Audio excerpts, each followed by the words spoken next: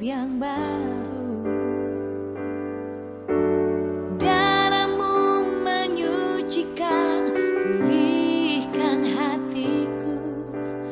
Ku nyatakan kaulah segalanya. Selamat pagi teman-teman sekalian. Bagaimana kabar? Kalian tetap sehat? Pada hari ini, walaupun kita tidak dapat bertemu tatap muka, tapi kita harus tetap bersyukur atas kasih karunia Tuhan yang terjadi hingga hari ini. Dengan bangkit berdiri menyanyikan kasih yang begitu besar.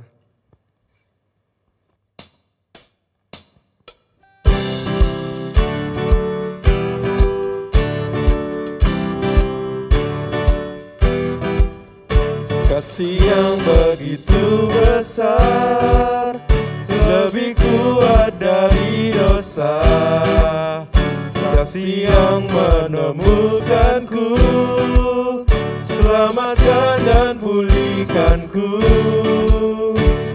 Ku naikkan syukurku, ku tak akan berhenti memuji, meninggikan namamu selalu, menari memuliakanmu. Dibebaskan, dibangkitkan, hidup yang kau beri dan kini hanya untukmu.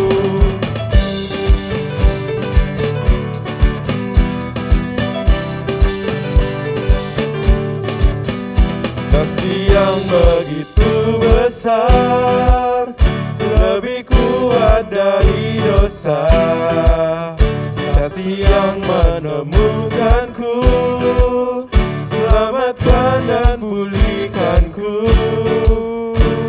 Ku naikkan syukurku, ku tak akan berhenti memuji, meninggikan namamu selalu, menari memuliakanmu. Dibebaskan, dibangkitkan, hidup yang kau beri dan kini hanya untukmu.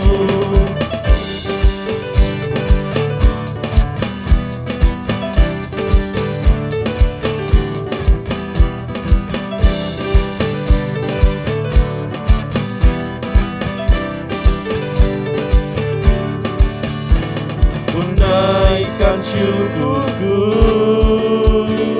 ku naikkan syukurku, ku tak akan berhenti memuji, meninggikan namamu selalu, menari memuliakanmu. Dibebaskan, dibangkitkan, hidup yang kau beri dan kini hanya untukmu. Hidup yang kau beri dan kini hanya untukmu.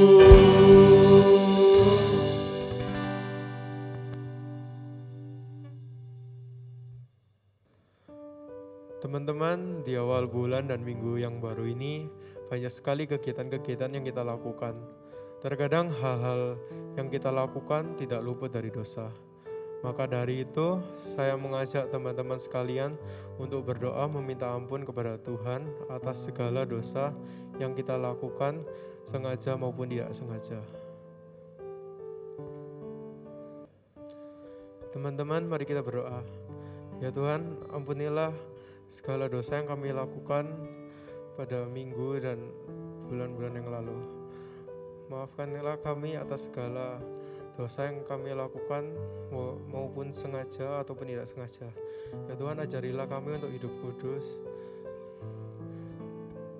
Dan ya Tuhan, berkatilah kami dalam nama Tuhan Yesus. Kami berdoa dan mengucap syukur. Haleluya, amin. Sebagai umat yang telah mengaku dosa dan yang telah diampuni, terimalah berita anugerah yang terambil dari 1 Petrus pasal 3 ayat 18. Demikianlah firman Tuhan. Sebab juga Kristus telah mati sekali untuk segala dosa kita, Ia yang benar untuk orang-orang yang tidak benar, supaya Ia membawa kita kepada Allah. Ia yang telah dibunuh dalam keadaannya sebagai manusia, tetapi yang telah dibangkitkan menurut roh. Dan petunjuk hidup baru yang terambil dari Roma 6 ayat 6, demikianlah firman Tuhan. Karena Kita tahu bahwa manusia lama kita telah turut disalibkan, supaya tubuh dosa kita hilang kuasanya, agar jangan kita menghambakan diri lagi kepada dosa. Karena salibnya, kita telah diselamatkan dan mendapatkan hidup baru, maka dari itu pujikan karena salibnya.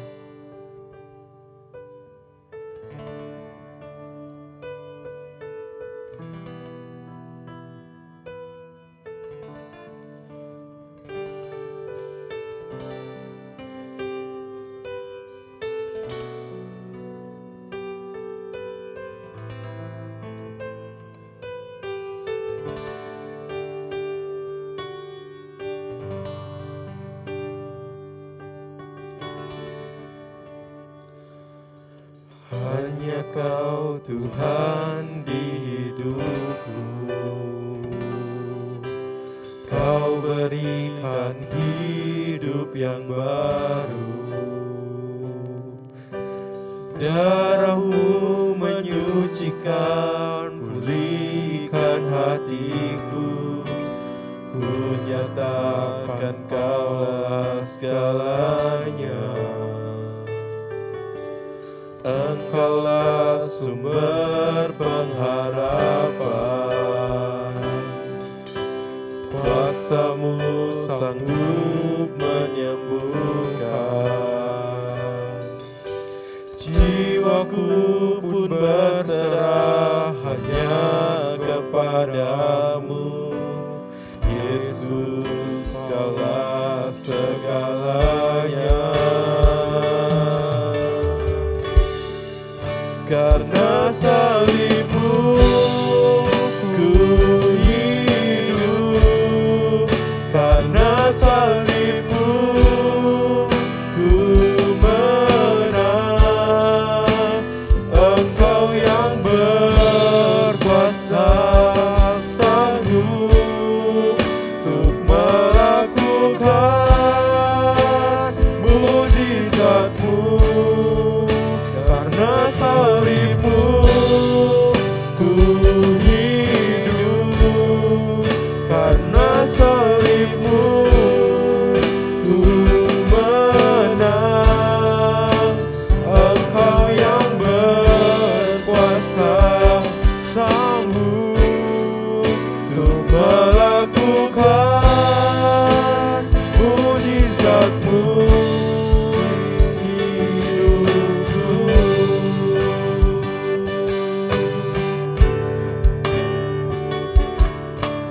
Engkaulah sumber pengharapan,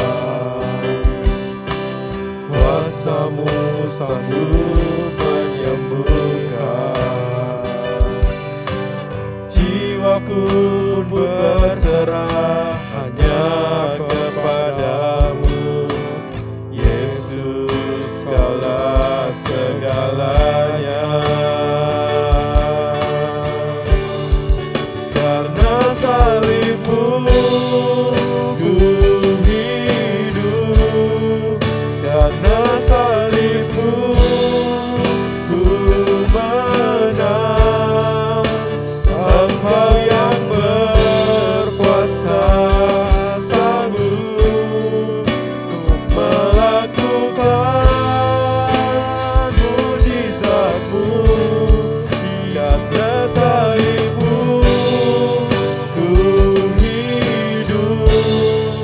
karena salib-Mu ku menang. Engkau yang berkuasa sanggup untuk melakukan mujizat-Mu hidupku.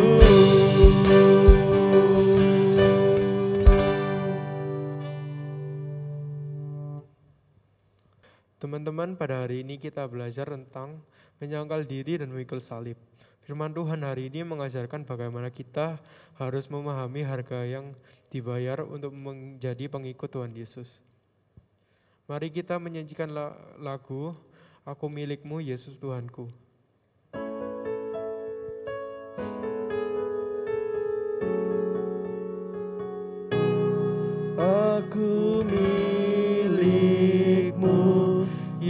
Yesus Tuhanku,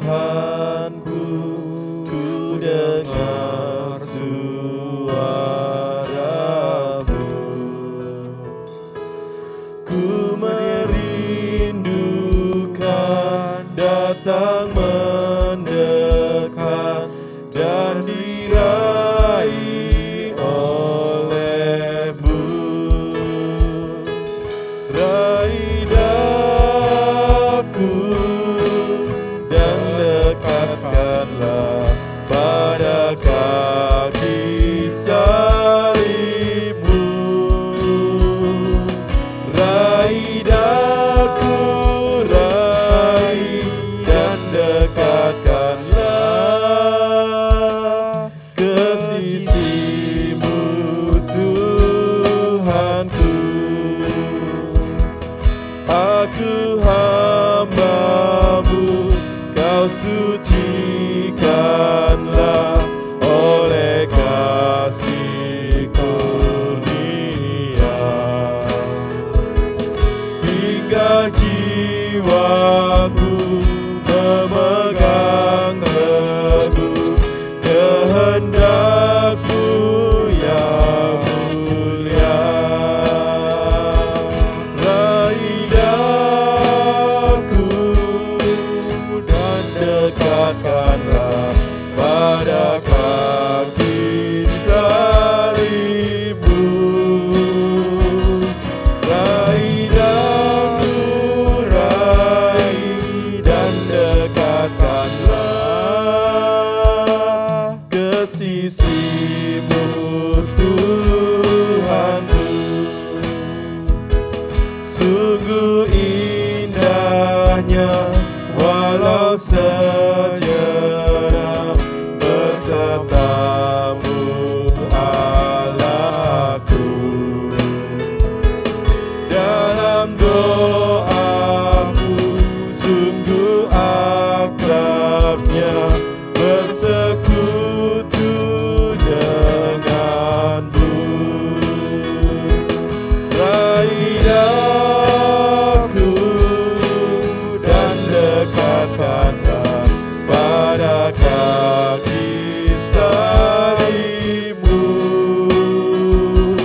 Raih daku, raih dan dekatkanlah ke sisi-Mu Tuhanku.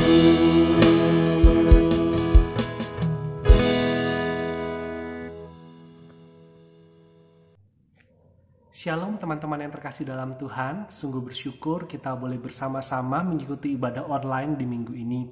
Kita bersama akan membaca dan merenungkan firman Tuhan, namun sebelumnya mari kita berdoa mohon pimpinan Tuhan. Bapa di surga, kami bersyukur dan berterima kasih kesempatan yang indah Kau izinkan kami untuk boleh beribadah di minggu ini. Pada saat ini ya Tuhan, kami bersama akan membaca dan merenungkan firman-Mu. Kami mohon agar Allah Roh Kudus boleh menolong kami dalam waktu yang singkat dan terbatas ini, dalam keterbatasan setiap diri kami. Biarlah Roh Kudus Tuhan yang berkarya, sehingga kami boleh membaca dan merenungkan firman Tuhan dengan baik. Dan biarlah ini boleh menjadi satu perenungan yang bermanfaat, yang bermakna bagi kehidupan kami, dan yang mengubahkan kami untuk hidup seturut kehendak-Mu. Terpujilah Engkau ya Bapa, di dalam nama Tuhan Yesus kami berdoa. Amin. Mari bersama-sama kita merenungkan satu bagian firman Tuhan.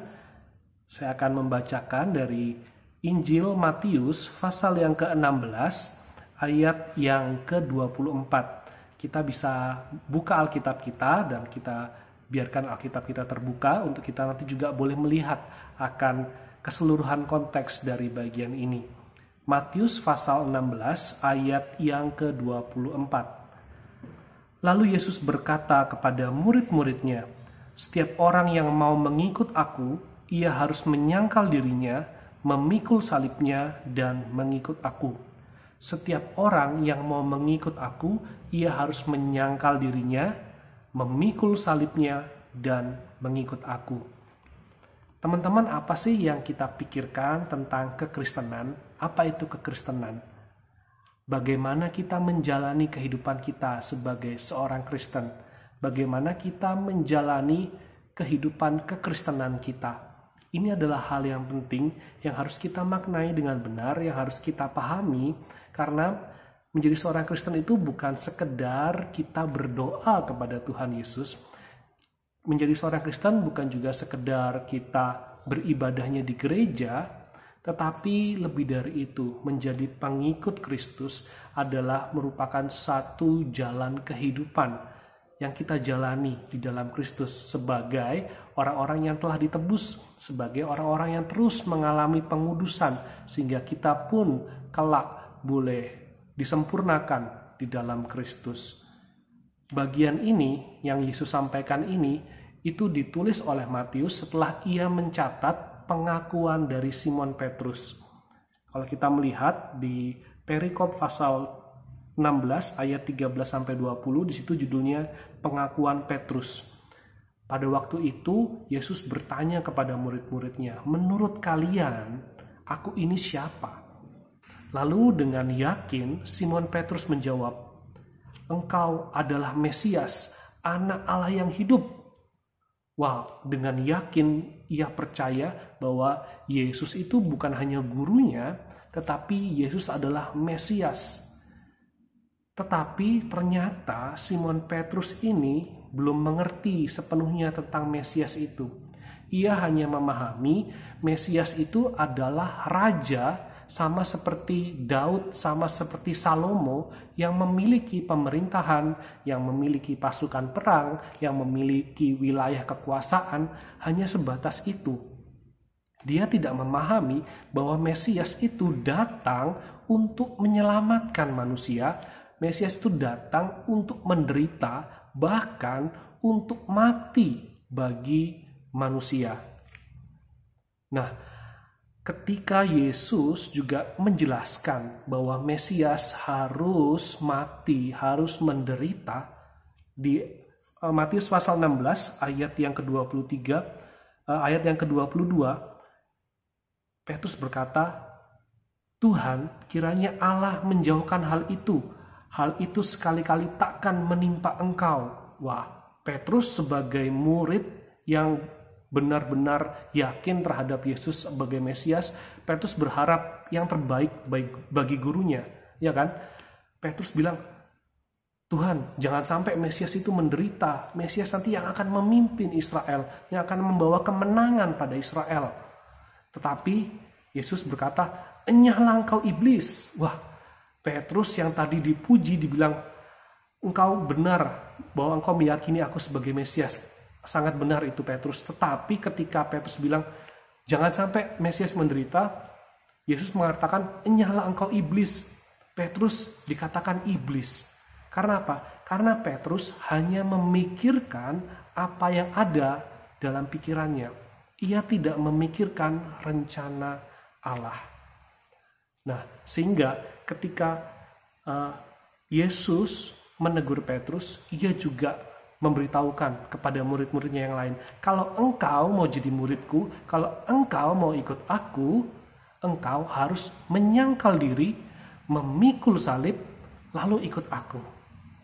Ada 3 hal yang penting yang harus kita perhatikan dalam kita menjalani kehidupan mengikut Kristus. Bahwa mengikut Kristus itu bukan sekedar kita mengalami mujizat, bukan sekedar kita diberkati, bukan sekedar kita ketika sakit kita berdoa disembuhkan. Bukan sebatas itu, tetapi bagaimana kualitas kehidupan kita. Yang pertama yang harus kita lakukan, yang dikatakan oleh Yesus adalah menyangkal diri. Apa ya artinya menyangkal diri ya? Kata menyangkal diri ini digunakan sama persis seperti ketika Matius menjelaskan bagaimana Petrus menyangkali Yesus. Sebelum ayam berkokok 3 kali, engkau sudah menyangkali aku 3 kali. Kata menyangkalnya ini sama. Dan kita melihat bahwa ketika Petrus menyangkal Yesus, Petrus berkata, "Aku tidak mengenal Yesus. Aku tidak mengenal dia.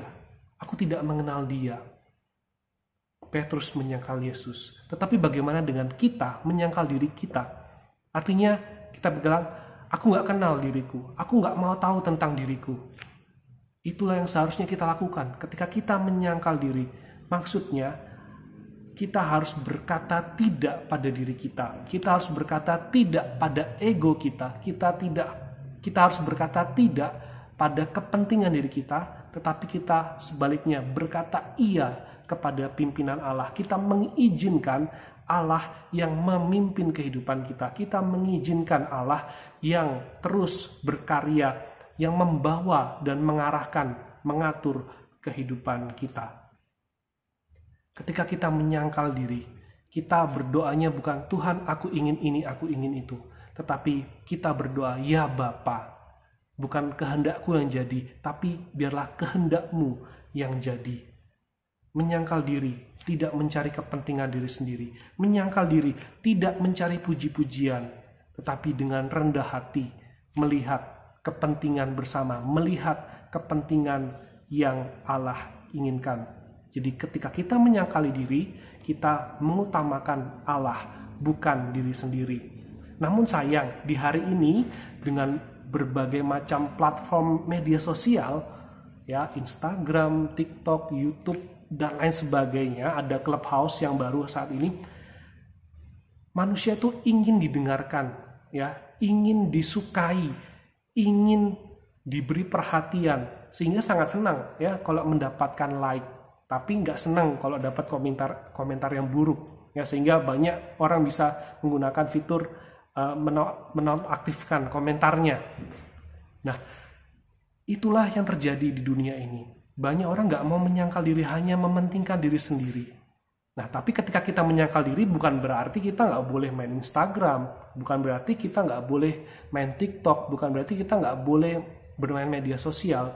Tetapi mari kita dengan bijak menggunakan platform media sosial yang ada untuk menunjukkan Kristus yang ada di dalam diri kita. Kita men-sharingkan, kita membagikan kehidupan kita yang ada di dalam Kristus. Sehingga ketika orang lain melihat apa yang kita post, apa yang kita bagikan, mereka juga melihat akan kasih karunia Tuhan yang nyata di dalam kehidupan kita. Sehingga kita nggak sembarangan posting, kita nggak sembarangan nge-tweet, kita nggak sembarangan joget, kita nggak sembarangan memamerkan kemampuan kita, tetapi benar-benar kita menggunakan itu hanya untuk membagikan kehidupan di dalam Kristus. Menyangkal diri, menahan diri untuk tidak menunjukkan diri kita, tetapi menunjukkan Kristus yang ada di dalam kita dan kita di dalam Dia. Itu yang pertama, menyangkal diri. Yang kedua, bukan hanya menyangkal diri, tapi Tuhan meminta kita untuk memikul salib. Wow. Ya, salib itu zaman dulu dipikul ya. Kalau sekarang ditaruh sebagai aksesoris, bisa jadi kalung, bisa jadi hiasan di rumah, bisa jadi anting, bisa jadi tato, dan lain sebagainya. Tetapi orang Kristen bukan memakai salib sebagai aksesoris, tetapi harus memikul salib itu. Pada waktu Yesus mengatakan, kamu harus memikul salib, murid-muridnya tidak melihat Yesus disalib.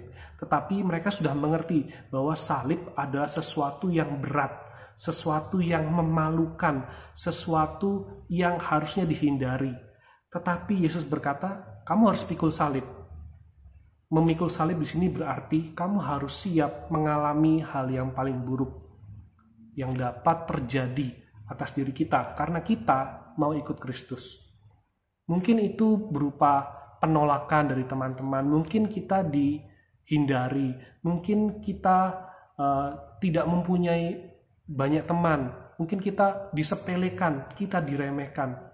Itulah salib yang harus kita pikul.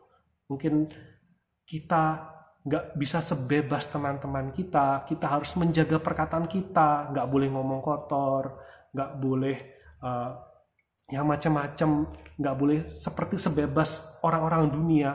Tetapi ketika kita menjalani itu adalah salib yang kita pikul. Ketika orang-orang mungkin, alah sedikit aja lo ngomong kotor, masa kamu nggak boleh sih? Ya sedikit aja lah, kamu nggak usah ke gereja, nggak usah ibadah, cuma sekali aja.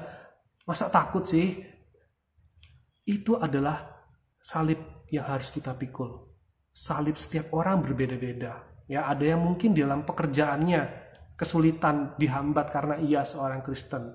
Ada dalam pergaulannya, ya akhirnya nggak bisa melakukan banyak hal karena ia seorang Kristen. Ada banyak hal, tetapi itu adalah salib yang harus kita pikul ketika kita mau mengikut Kristus. Karena hidup kita itu sudah menjadi kehidupan yang ditebus oleh Kristus. Kita ini adalah miliknya Kristus. Kita ini taat kepada Kristus. Menyangkal diri, memikul salib, meskipun itu berat, meskipun itu sulit, tetapi biarlah itu boleh mengingatkan kita bahwa Kristus pun, Yesus sudah memikul salib untuk setiap kita. Salib yang gak ada bandingnya dengan salib-salib kita. Kita mungkin hanya gak punya teman, kita mungkin hanya gak bisa bersenang-senang seperti yang orang lain lakukan senangnya. Tetapi Kristus ketika ia disalib, ya, ia seharusnya nggak disalib, ia nggak berdosa, ia nggak melakukan kesalahan, tetapi ia mau disalib karena ia mengasihi. Ia dihina, diludahi, bahkan ya dikatakan Allah memalingkan wajahnya dari Yesus, sehingga Yesus berkata, "Ya Bapa, mengapa engkau meninggalkan aku?" Itu adalah satu hukuman yang berat yang Yesus terima untuk kita, untuk saya, untuk kamu. Sehingga ketika salib kita yang kita rasa aduh itu berat sekali, ya, ketika kita membandingkan ya dengan salib Kristus, nggak ada bandingannya, nggak bisa dibandingkan dengan salib Kristus. Salib Kristus sungguh besar untuk kita. Kasihnya begitu besar sehingga kasih itu akan memampukan kita untuk memikul salib kita. Sehingga ketika kita menjadi orang Kristen, ketika kita berkata, aku seorang Kristen, aku merasa berat, aku merasa sulit, ya. Ingat lagi akan kasih Tuhan, ingat lagi pengorbanan Tuhan. Mari kita pikul dengan semangat bahwa Tuhan sudah memikul dan kita memiliki kekuatan dari Tuhan untuk memikul salib kita. Kita nggak bisa milih salib kita itu apa, ya. Mungkin itu menjadi penderitaan-penderitaan kita yang berbeda-beda. Setiap orang berbeda-beda salibnya.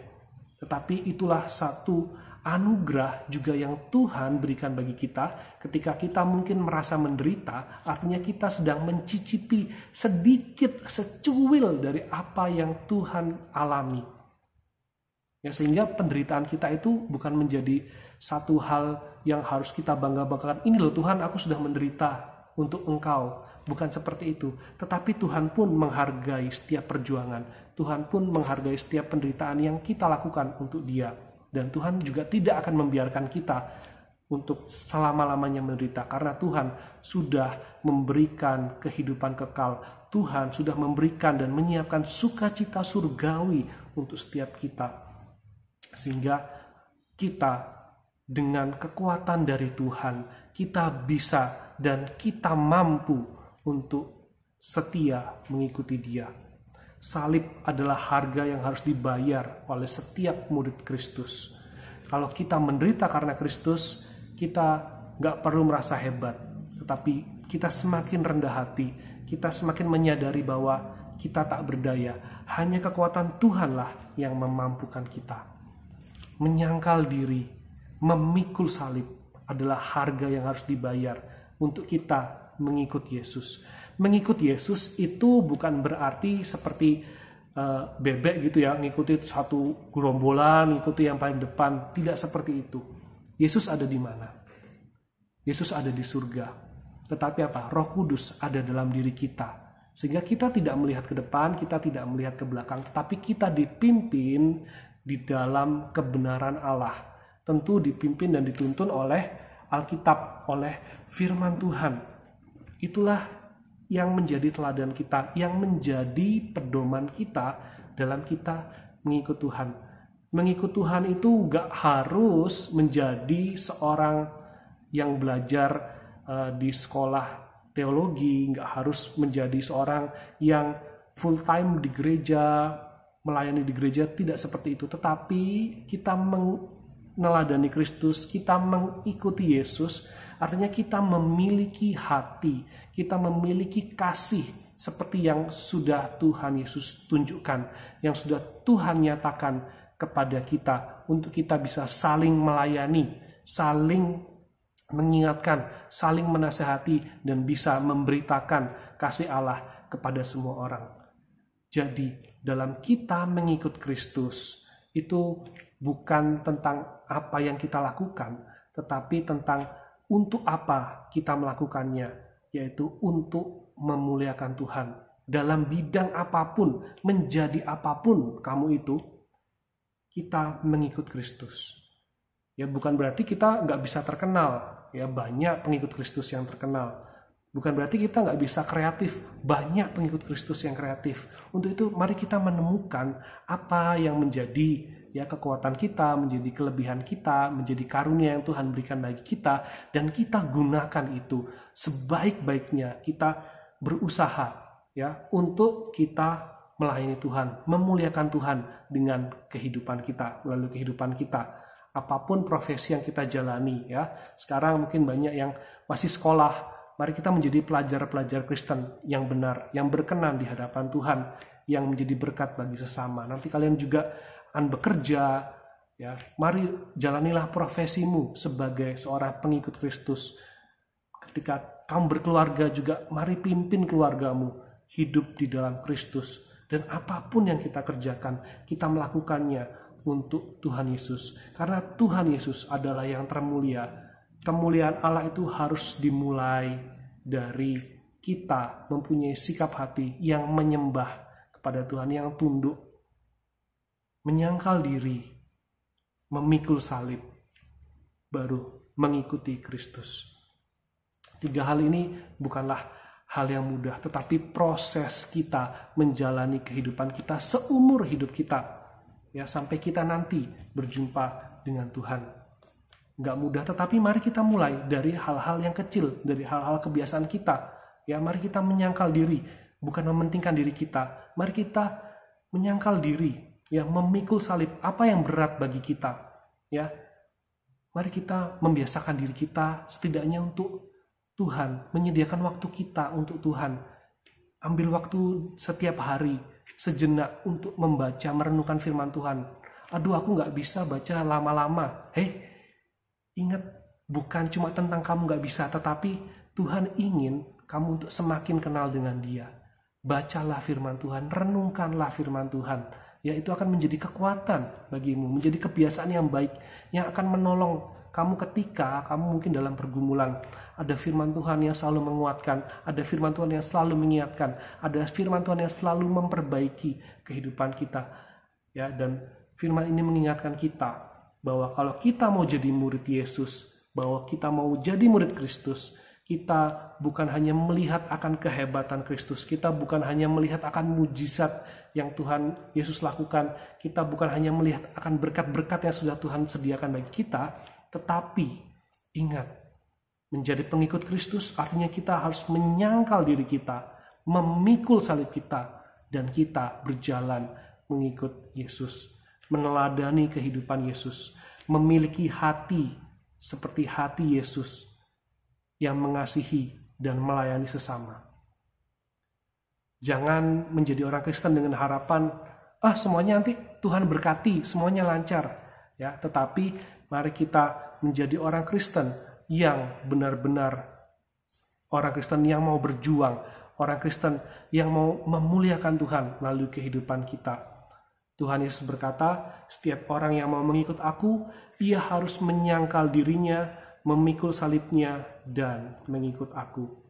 Kiranya renungan ini boleh menguatkan kita, memberkati kita. Ya, anak-anak muda, kita adalah masa depan gereja, kita adalah masa depan dari umat Allah. Mari kita menjalani kehidupan kita sungguh-sungguh, ya, menjaga kerohanian kita, menjaga kekudusan kita, menjaga sikap kita sehingga kehidupan kita boleh menjadi kehidupan yang berkenan di hadapan Allah dan menjadi berkat.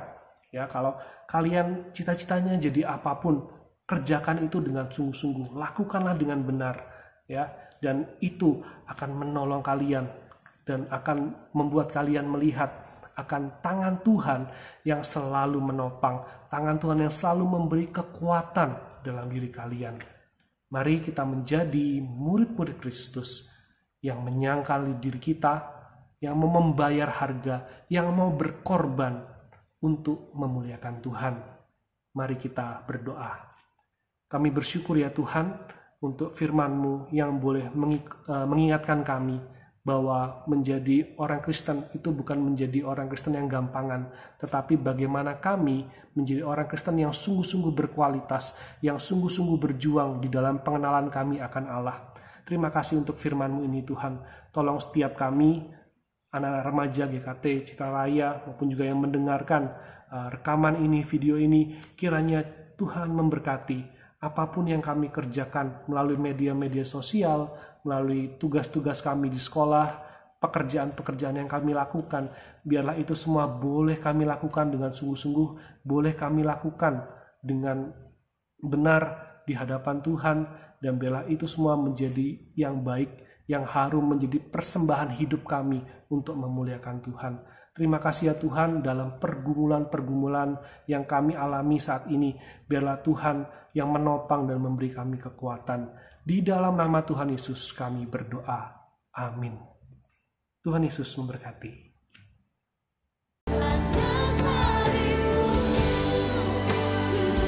Happy Sunday guys. Kalian udah ngikutin ibadah kali ini kan? Apa yang kalian pelajari dari ibadah kali ini? Pasti ada something kan? Nah, jangan lupa kalian untuk melakukan hal itu terus di seminggu ini. Sampai minggu depan kita bertemu di ibadah lagi. Oh ya guys, jangan lupa untuk mengucap syukur pada Tuhan dan menyalurkannya lewat memberikan persembahan di bawah ini.